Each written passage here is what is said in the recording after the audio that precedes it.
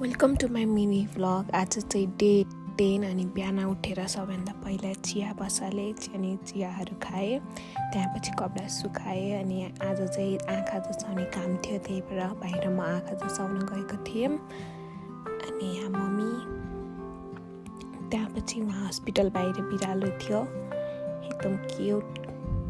त्यहाँपछि हामी चाहिँ आँखा हस्पिटल जचाउन गएको थियौँ अनि त्यहाँनिर एकदम भिड थियो अनि भोक लागेर खाजा खान पिउमे गयौँ। पिउमेमा हामीले ड्रिङ्कहरू मगायौँ, मोए साँधेको अनि बफेलो विङ्स अनि अरू धेरै। अनि त्यहाँपछि खाजा खाएर हामी हस्पिटल गयौँ अनि बल्ल पालो आएको थियो अनि हेर्दै हुनुहुन्छ।